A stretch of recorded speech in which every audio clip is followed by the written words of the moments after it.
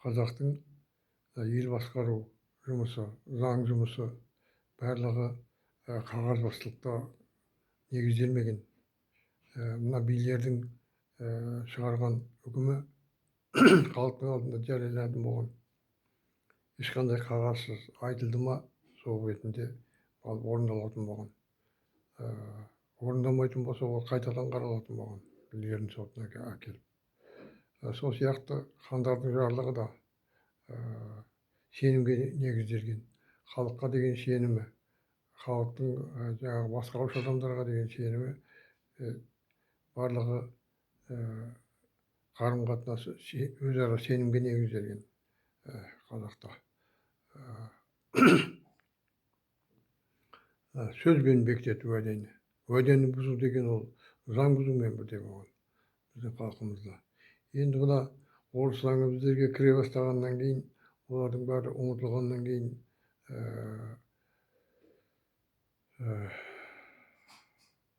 қазақты қалай басқару керек? Орыс заңдарымен басқарылып келді ғой енді, совет үкіметінің кезінде де. Бірақ енді мына қазақ халқының әлі де сол бұрынғыдан қалған ескі сенімі бар да, басшыларға сенеді, айтқан сөзіне сенеді, берген уәдесіне сенеді. Осыны жақсы пайдалана білді Назарбаев.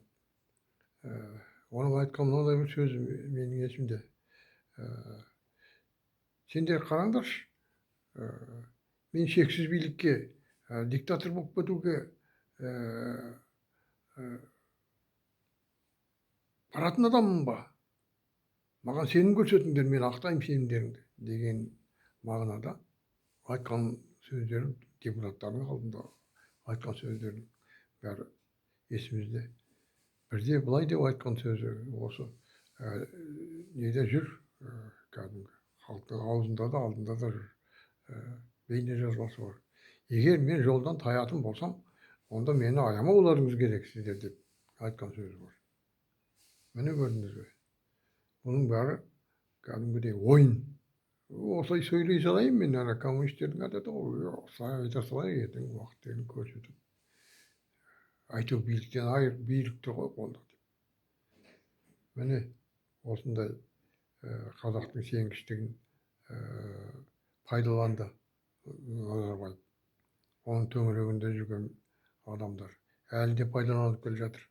Міне сол қазақтың сенгіштігіне негіздеп тағы да мына референдумға сөйлеп жатқан адамдар өздері оқымаған, былай деп айтады да, бұл біздің болашағымыз, бұл біздің егемендігімізді бекіте түседі деп соны қайталай береді.